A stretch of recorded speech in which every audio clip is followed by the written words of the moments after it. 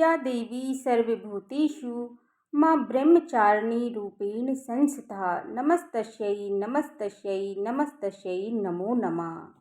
ओम ह्रीं श्रीं क्लीं श्रीं ताराय नमः। गुप्त नवरात्रि के दूसरे दिन मां ब्रह्मचारिणी के साथ साथ महाविद्या मां तारा की भी पूजा की जाती है।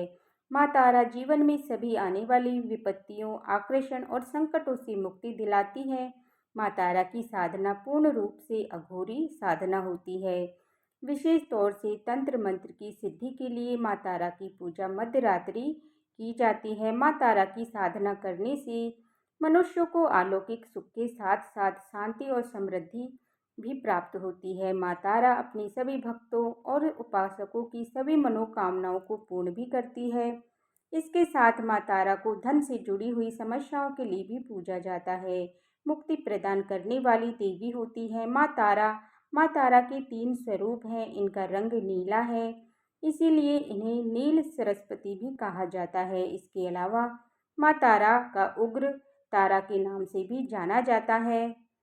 मां अपना उग्र रूप धारण करके अपने भक्तों के सभी कष्टों को दूर करती है और अपने भक्तों को मोक्ष भी प्रदान करती है। इनकी पूजा करने से काम, क्रोध, मोह और लोभ से भी मुक्ति मिल जाती है।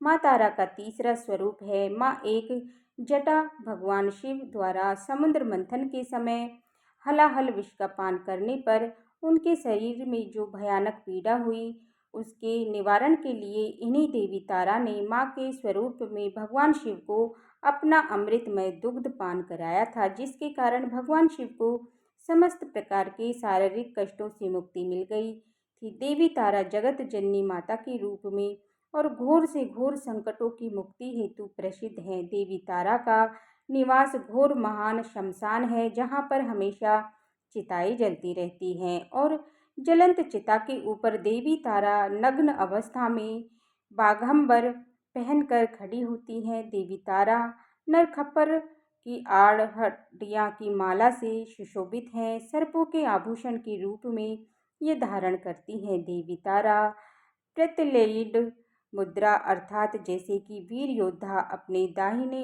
पैर को आगे करके युद्ध लड़ने के लिए तैयार हुए हैं, उसी प्रकार धारण कर शवों को या चेतना रहित शिव के ऊपर आरूढ़ हैं। देवी के मस्तक पंच कपालों से सुसज्जित हैं। ये नव यौवन संपन्न नील कमल के समान 3 नेत्रों से युक्त उन्नत स्थल मंडल और नूधन मेघ के समान कांति वाली हैं।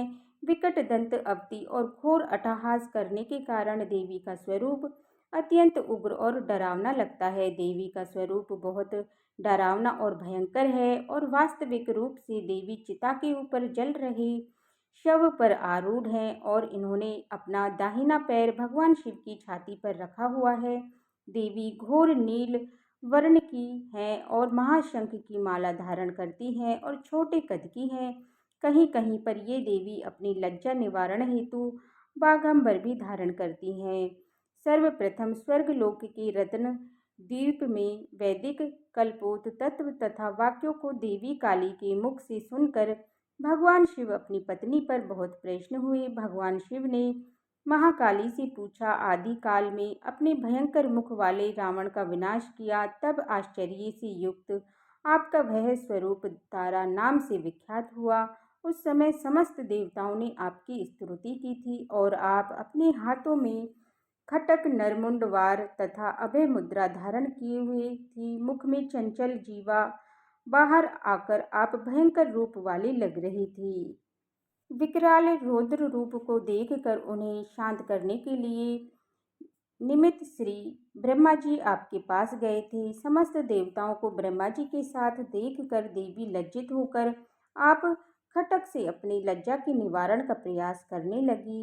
रावण वध के समय आप अपने रुद्र रूप के कारण नग्न हो गई थी और स्वयं ब्रह्मा जी ने आपकी लज्जा के निवारण हेतु आपको व्याघ्र चर्म प्रदान किया था। इसी रूप में देवी लंबोदरी के नाम से विख्यात हुई। तारा रहस्य तंत्र के अनुसार भगवान राम के केवल निमित्त मात्र ही थे। वास्तव में भगवान राम की विध्वंस शक्ति देवी तारा ही थी, जिन्होंने लंकापति रावण का वध किया था। देवी तारा की पूजा करते समय सफ़ेद या नीले रंग के फूल उन्हें अर्पित किए जाते हैं और भोग में माँ तारा को अनार के दाने अर्पित करने चाहिए। जिन लोगों के शत्रु या विरोधी उन्हें अक्सर परेशान करते हैं या उनकी वजह से मानसिक तनाव रहता है, ऐसे लोगों को गुप्त नवरात्रि के दूसरे दिन माँ तारा का ध्यान करके अपनी जो भी समस्याएं हैं, अपनी जो भी परेशानियां हैं, उनके निवारण हेतु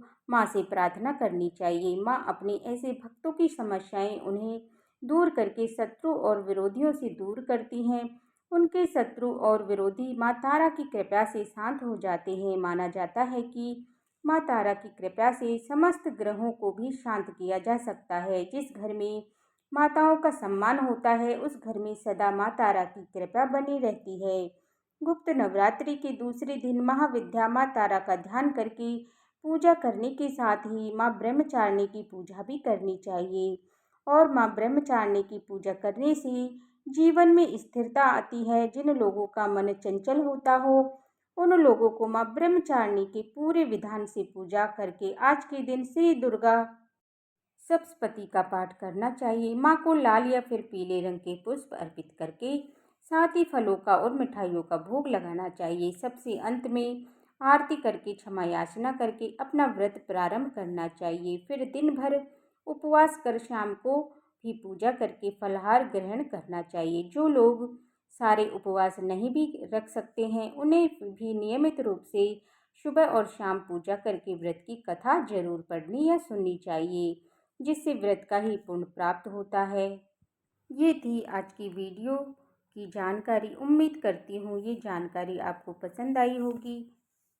अगर आपको ये वीडियो पसंद आई हो तो वीडियो को लाइक करके कमेंट बॉक्स में जय माता दी लिखने के साथ साथ चैनल को सब्सक्राइब करना मत भूलिएगा, ताकि मेरे चैनल पर हर दिन गुप्त नवरात्रि से संबंधित जो भी पूजा विधि या व्रत कथा है, उसकी जानकारी आपको समय से मिल सके। जय दुर्गा माँ।